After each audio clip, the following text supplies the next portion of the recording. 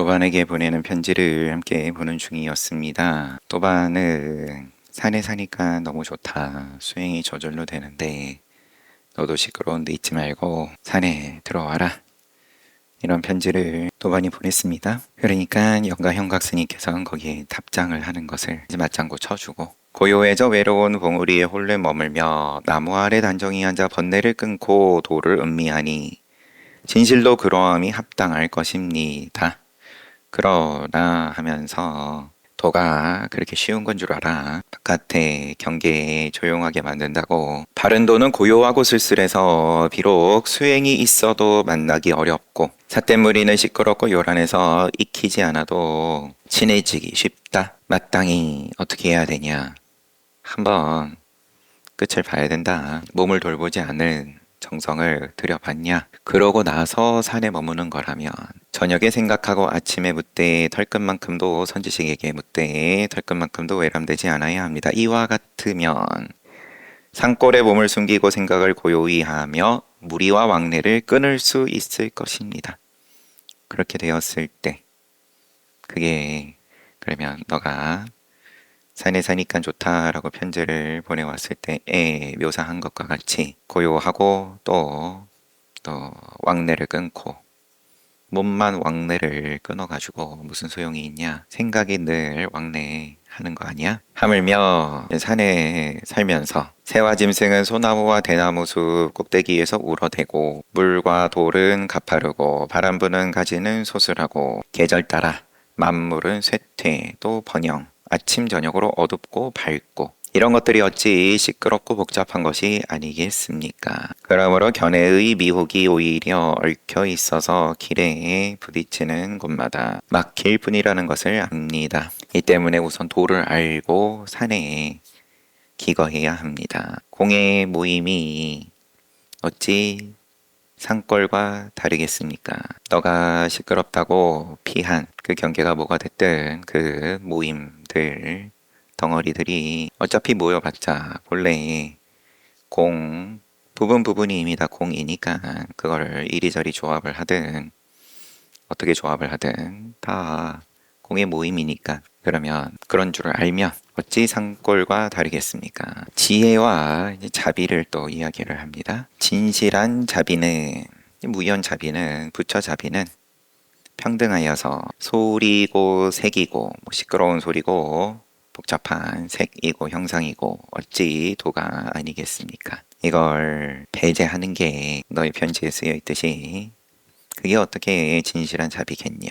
단지 견해가 도취되어 미혹이 생김으로 마침내 윤회가 이루어질 뿐입니다. 지혜가 생기면 법에 상응하여 두루 비추니 경계를 떠나 어떻게 지혜를 관찰하겠습니까? 자비이고 지혜는 진리에 합치하여서 모두 거두어 들이니 중생을 어기고서 뭔가를 배제하고서 어떻게 제도할 수 있겠습니까? 중생을 남김없이 제도해야 자비가 크고 경계를 모두 비추어야 지혜가 원만합니다. 다 과하지냐? 아니면 꼴보기 싫어서 고개를 돌리냐?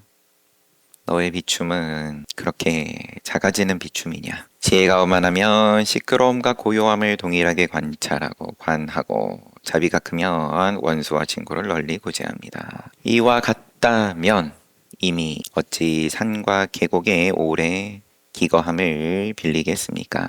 방편을 가자 할 게 뭐가 있겠냐? 처한 곳에 따라 인연에 맡길 뿐입니다. 이어서 하물며 법마다 비어 원융하고 마음마다 고요하게 멸해. 본래 스스로 유가 아닌데 누가 억지로 무를 말하겠습니까? 어찌 시끄럽게 떠들물 시끄럽다고 할 수 있고 어찌 적정을 고요하다고 할 수 있겠습니까? 만약 사물과 내가 극히 하나라는 것을 안다면 저것과 이것이 도량 아닌 곳이 없으니 다시 어찌 인간 세상에서는 시끄러움과 복잡함을 따르고 산골에서는 적막함을 펼치겠습니까? 이것도 다 본 거네요. 도시 살면 시끄럽다, 복잡하다. 산골에 살면 적막하다. 그러니까 와라. 이미 경계와 바깥 경계와 내가 여기 표현대로 극히 하나이라면 따를 것이 무엇이며 펼칠 것이 무엇이냐. 이 때문에 움직임을 버리고 고요함을 구하는 것은 형틀 칼은 싫어하고 수갑은 좋아하는 것이고, 원수를 멀리하고 친구를 구하는 것은 감옥은 싫어하고 새장은 좋아하는 것입니다. 묶이긴 매한가지다. 만약 시끄러운 곳에서 고요함을 생각할 수 있다면 시장의 가게도 편안한 자리가 아닌 곳이 없습니다. 역경계를 걷어다 순경계로 바꾸면 원수 빚쟁이도 본래 선한 친구다. 경계에서 자유롭다. 작위로서 뭔가를 역경계를 없애서 순경계로 바꾸고 여서가 아니라 행정의 주석 고요함과 산만함이 서로 방해하지 않는데 경계가 부딪히지 않는데 어찌 한가한 곳에 사는 것을 빌리겠는가. 한쪽 편을 들려다 보니까 맛있는 것도 먹고 싶고 잘생긴 몸매도 가지고 싶고 부딪히니까 방편으로 이런저런 방법을 써서 뭔가의 힘을 빌려서 요즘은 뭐 약으로 뚝딱 된다 하니까 빌릴 게 뭐가 있겠냐. 행정의 주석은 애초에 경계끼리 부딪히지 않는데 생각이 이제는 욕심이 색이든 수상행시 뭐가 됐든 간에 처음부터 덩어리졌으면 서로 방해할 수밖에 없다. 그러면은 늘 전쟁터인데 안으로도 전쟁터, 싸움터, 바깥으로도 마찬가지고. 근데 얼마든지 경계가 난무하는 가운데 삼라만상이 다채롭게 펼쳐진 것이 서로 방해하지 않는다. 행정의 주석 계속되네요. 장자를 인용합니다. 나에게 잘하는 사람에겐 나 또한 잘한다. 나에게 나쁘게 하는 자에게도 나는 잘한다. 장자도 이러한데 하물며 도인이야 어떠해야겠는가. 다시 편지. 이와 같다면 역경계를 걷어다 순경계로 바꾸며 원수도 선한 친구다. 이와 같다면 겁탈이나 회방이나 모욕이 어찌 나의 본래 스승이 아닌 적이 있겠습니까? 부름과 외침, 시끄러움과 번뇌가 정멸 아닌 것이 없습니다. 행정은 주석을 극단의 역경계가 극단의 순경계가 되는 것은 밖에서부터 오는 것이 아니다. 바깥에 경계 붙잡고 아무리 씨름을 해봤자다.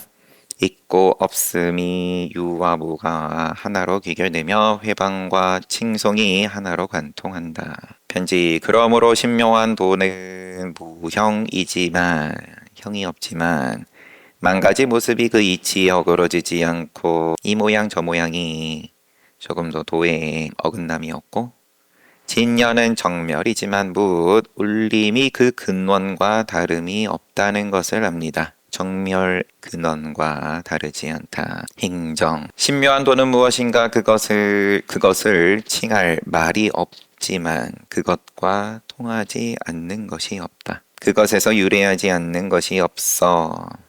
만 가지 변화가 동일하게 그리 귀결되니 귀자가 어디로 돌아가냐. 귀의한다. 돌이켜서 의지한다. 불교에서 귀자를 이제 자주 써먹지만 같다 하면 그러면은 때려잡아야 되는 거니까 그냥 같다라고만 하면 말로 하면 뭐 물론 끝이 없는 거지만 같게 만든다. 100점이 제일 좋은 거니까 99점은 뭔가 고쳐가지고 1점 빠지는 걸 어떻게 해서든 간에 메꿔가지고 100점과 같게 만든다. 불법을 그렇게 착각을 하는 것을 지적을 하고 이야기를 좀 다르게 이야기를 해야 되고, 그렇다고 그냥 그대로 내버려 두고 100점도 좋아, 99점도 좋아, 빵점도 좋아, 그 말은 뭐 듣기 좋을란지 몰라도 책임은 누가 지는데 그러면 이렇게 가는 거고, 과보를 감당할 수 있어? 앞에 건 상견, 뒤에 거는 단견. 이제 이것을 떠나가지고 얘기를 하려다 보니까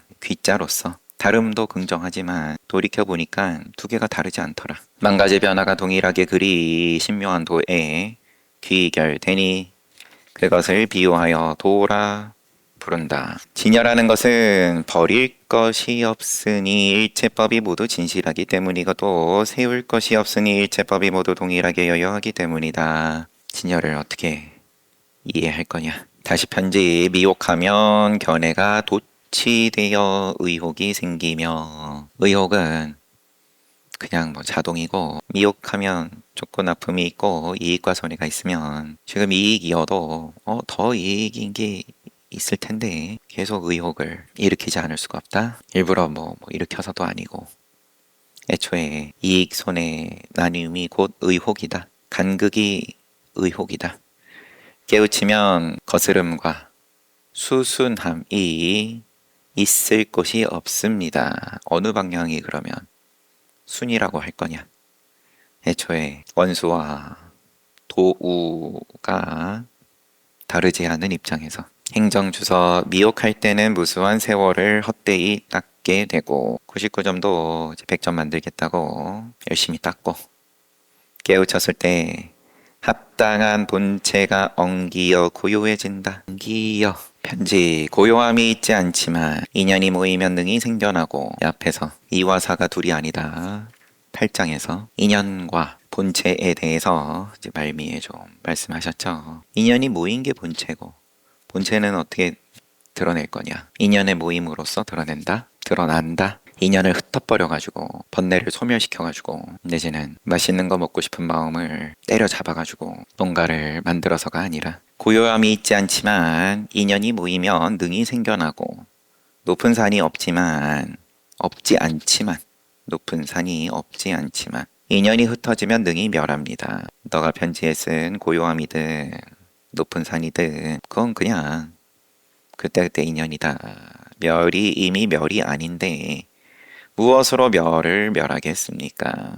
생과 멸 제 구분 짓는 눈을 한번 뛰어넘었으면 이미 멸이라는 개념을 갖다 그럴 멸이 아닌 멸도 없는데 그러면은 뭐 개념으로서 인연이 모여가지고 멸이란 덩어리가 생겼다 한들 그걸 또 뭐 굳이 없애려고 들겠냐? 생으로서도 생이 이미 생이 아닌데 무엇으로 생을 생기게 하겠습니까? 생과 멸이 이미 허함으로 실상이 항상 머뭅니다. 행정, 본성이 본래 무생이지 생을 멸해서 무생이 된 것이 아니다. 본성이 본래 무멸이지 멸을 멸해서 무멸이 된 것이 아니다. 뭔가 없애려고 들고 내지는 또 믿음을 생하게 하려고 한다. 자비를 생하게 하려고 한다. 뭐 좋은 거 뭐가 됐든 그런 애초에 조작인 거죠. 지을 작만 없으면 생과 멸이 원래 진실이다.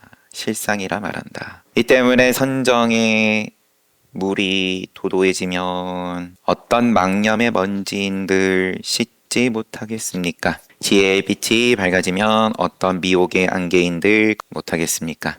걷어내지 못하겠습니까? 이 때문에 이러하니까 선정으로 어떤 망념의 티끌도 씻어내는 거고 이와 같은 지혜의 어떤 미혹도 걷어낸다. 어그러지면 육취를 순환하게 되고 지어가기 축생, 수라, 인간, 천상 이해하면 삼도를 멀리 벗어나게 됩니다. 행정은 선정의 물은 망념의 먼지를 씻고 지혜의 등불은 미혹의 안개를 제거한다. 지혜와 선정 두 더 마땅히 세밀하고 상세히 살펴야 한다. 이것을 나름 세밀하고 상세히 살핀 게 사후 6장.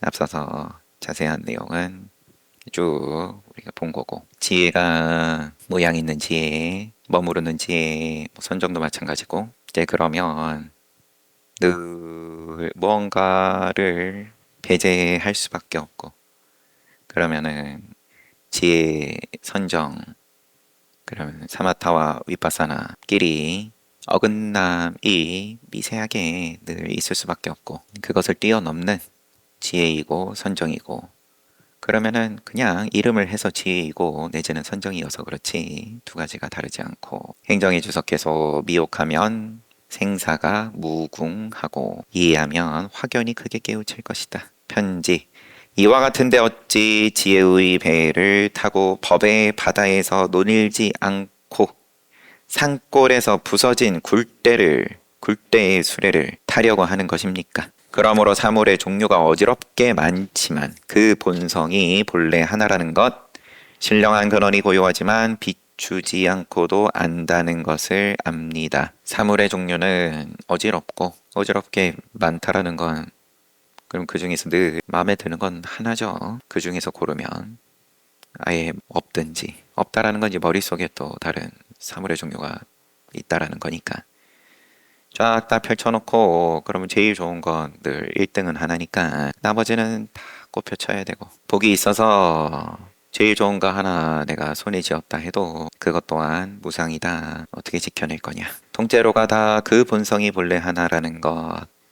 신령한 근원이 고요하지만 비추지 않고도 안다는 것을 압니다. 실상은 천성적으로 진실이고 신령한 지혜는 만든 것이 아닌데도 인간이 미혹하면 잃었다고 말하고 천성적으로 진실이다. 얻고 잃고 이전의 진실이다. 그러면 인간이 깨우치면 얻었다고 말합니다. 미혹하면 잃었다, 깨우치면 얻었다라고 말합니다. 얻고 잃음이 인간에 달려있을 뿐 움직임이나 고요함과 무슨 관계가 있는 것이겠습니까? 비유하자면 배를 타는 것도 알지 못하면서 그 물이 굽이치는 것을 원망하려는 것과 같습니다. 배를 타는 것도 알지 못하면서 비우니까 넘어가고요. 배를 모는 것도 알지 못하면서 일난지. 행정, 또 장자를 인용하네요. 무릇 모양이나 형상과 소리와 색을 가진 것은 모두 사물이다 라고 인용. 사물은 번다 하지만 본성이 항상 둘이 아니며 참된 근원이 고요하니 사물을 비춤에 무슨 차이가 있겠는가를 말한 것이다. 지금 영가영각 선사의 편지 말씀이 사물은 번다 하고 1등급부터 쭉 아니지만 본성이 둘이 아니고 참된 근원이 고요하니 그 비춤에 무슨 차이가 있겠는가. 그리고 이어서 신묘한 성품과 신령한 정신이 어찌 닦아 익힘을 받겠는가. 본래 깨달음이다. 본래 부처다. 여기에 닦아 익힘은 어디다 갖다 붙일래? 미혹하면 잃다, 잃어버리다 할 때 미혹하면 실이라고 하지만 실이 어찌 일찍이 잃은 적이 있겠는가. 깨우치면 득이라고 하지만 득이 어찌 일찍이 득한 적이 있겠는가. 그러므로 얻고 잃음이 득실이 인간에게 달려있다라고 한다. 개념일 뿐이다. 근데 늘 종이 한 장 차이 일랑지. 그러면은 눈을 갖추고 본다든지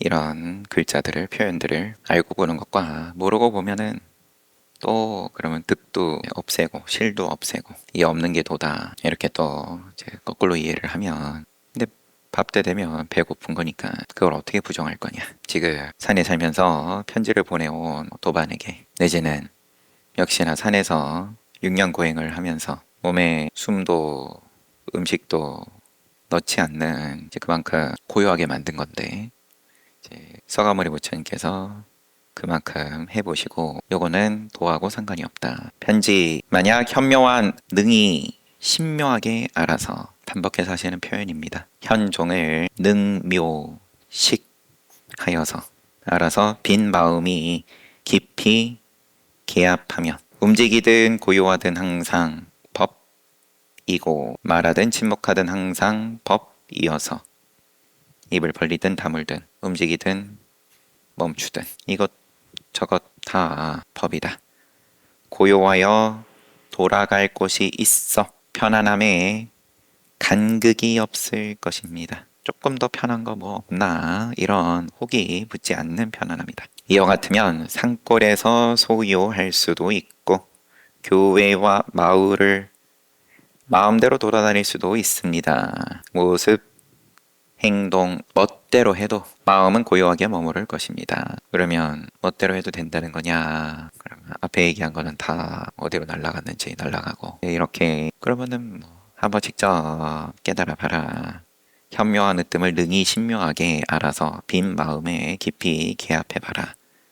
그때의 멋대로 하는 행동이 어떻게 나올란지. 근원을 깨달아 마음으로 개합하면 어묵 동정 이 자유자재하여 진리에 어그러짐이 없게 된다. 그러면 어디에 사냐라는 건 문제될 게 없고 어디에 있든 항상 지혜와 자비를 발한다. 자리이타다. 어디에 있든 보살이다. 행정의 주석 말과 침묵이 항상 깊은 미묘함에 들어가고 움직임, 고요함이 법계를 떠나지 않는다. 그러므로 편안함에 간극이 없다라고 하였다. 산천의 언덕에서 소요하든 인간 세상에서 마음대로 다니든 실로 도가 없는 곳이 없다. 도시나 시골이 어찌 다르겠는가.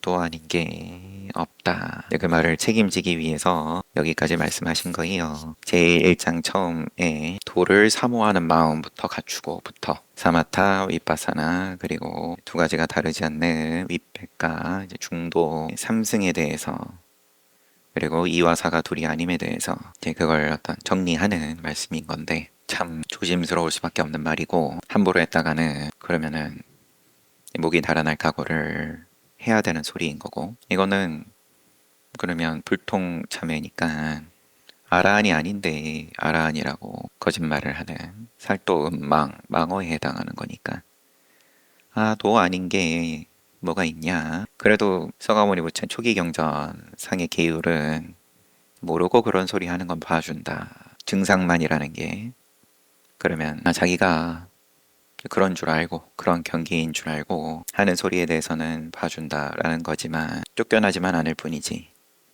그 인과는 청구서는 다 빚은 갚아야 되는데 편지 편안함이 안에서 그치고 한가로움이 밖으로 퍼지면 편안함이 안에서 그치고 한가로움이 밖으로 퍼지면 이거는 편안하여서 안에서 말 그대로 사마타 그치고 또 한가로워서 밖으로 퍼진다. 윗바사나 비추어 봄이 막힘이 없이 퍼진다. 막힘이 없으면 그 몸은 구속된 듯해도 그 마음은 태연해 보입니다. 모습을 세상에 드러내지만 극한 영자를 써놨으니까 법계에 잠기게 합니다. 이와 같으면 근기에 따라 느낌이 있지만 수는 얼마든지지만 그럼 근기 따라는 건 색에 따라서 수야 자연스러운 거고 그 작용이고 당연히 정해진 기준은 없을 것입니다. 막힘이 없다. 고정된 기틀이 없다. 행정 안으로는 얻을 바가 없고 밖으로는 구할 바가 없다. 몸은 구속된 듯 해도 세상에 나타나지만 몸은 구속된 듯 하여 세상에 나타나지만 그게 무슨 자유야. 색이 있구만. 색이 있다라는 것 자체가 덩어리 졌구만. 마음은 너그럽고 태연하여 지혜가 법계와 명합하니 이와 같은즉 머무는 곳에서 곧 교화하니 어디에 있든 그저 거기에 정확하게 티끌만큼도 어긋남 없이 비춘다. 어찌 항상된 고정된 기준이 있겠는가. 서신이라 이렇게 간략히 적습니다만 나머지는 또 무엇을 말씀드리겠습니까? 만약 뜻의 친구가 아니라면 뜻을 함께하는 친구가 아니라면 어찌 감히 경솔히 접근하겠습니까? 극하고 고요한 여가에 잠시 사량해 봅니다. 한번 시비해 봅니다. 그래도 우리가 같은 길 가는 도반이니까 내가 필히 합당치 못한 것을 함부로 말했을 테니 읽고 나서는 종이 땔감으로나 쓰십시오. 2만 줄입니다. 도반 동우 현각이 올립니다. 이거야 뭐 예법일 테고 동우 현각 화남 화합할 화 남쪽 할 때 남인데 하머 스님이 주석을 달아놨어요. 화합하면 정면으로 서로 보는 것을 화남이라고 말한다. 사람이 다른 마음이 있어 불화하면 정면으로 서로 보려고 하지 않는다. 말 그대로 고개 돌린다. 하고 편지는 끝났습니다. 남은 거는 이제 발언문이 발언문은 다음에 보고 향하는 소리는 이제 발언문까지 보고 해야 될 테니까 그래도 목차를 한번 보면 서문은 그렇고 도를 사모하는 뜻과 자세를 1장 2장은 교만하고 사치스러운 뜻을 경계함. 이때는 내용을 보면 말 그대로 모양으로서 소제목이 의복과 음식에서 검소해야 하는 이유. 3장은 신업, 구업에서 또 10가지 불살생, 불투도, 불사의, 그 다음에 기어, 악구, 양설, 망어. 의업은 삿된 생각, 탐진치 3개 얘기하는데 의업은 그냥 사념 한 가지로서 정리를 해버리시고 3장에서 이제 개요를 얘기를 한 거다. 이렇게 준비를 마치고 사마타 그침의 수행 내지는 선정, 그 다음에 비파사나송, 관, 지혜의 수행, 그런 다음에 6장에서 우필차, 중도, 여기서 선정과 지혜의 중도를 말씀하신 다음에 관심, 신문이 여기에 좀 힘을 주셔서 말씀하신 느낌이었어요. 그 앞에 얘기한 것들을 다 정리를 하는 게 이 관심, 신문인 것 같은데 뭔가 이제 3단계로서 3단계로서 제목만 얘기하면 법이 항상 그러함이라고 번역이 된 그다음에 관하는 본체를 드러냄 상응을 말한다. 그러고 나서 교만 경계하고 게으름 경계하고 착각하지 말라는 거죠. 이게 우리 그냥 일상에서 교만하지 말고 게으르지 말고 아침에 늦잠 자지 말고 등등 이렇게 이해를 하면 굳이 이런 소리를 왜 하냐. 이미 상응을 하는 판에 공, 불공, 또 비공과 비불공, 공이고 공 아님이고 그러고 그것까지도 또한 다시 한번 아니고 그렇지만 선지식 입장에서 보면 거기서 깜빡하면 교만해지든 게을러지든 하더라. 그리고 관하는 본체를 다시 드러내고 옳고 그름을 밝히고 시비를 언전과 취지를 가려내 마지막에 닿는 곳마다 관을 이룬다. 지금 친구한테 보냈던 편지에 너의 경계가 닿는 곳마다 다 비추어지는 거냐? 이 장벽을 여기는 안 비출래, 여기는 비출래. 그렇지만 그것조차도 비춤이 아니다. 좋아서 이뻐서 비추는 게 무슨 비춤이냐? 현묘한 근원의 개합함. 여기 마지막 10번째였고 잘 봤습니다. 늘 잘 봤죠 뭐. 잘 봤어도 잘 봤고 잘 못 봤어도 잘 봤다고 하는데 장자의 말을 인용한 것처럼 문제는 책임의 문제인 건데 인과는 항상 손해보기 싫으니까 원수도 좋은 도반, 선우도 좋은 도반. 쉬었다가 정진합시다.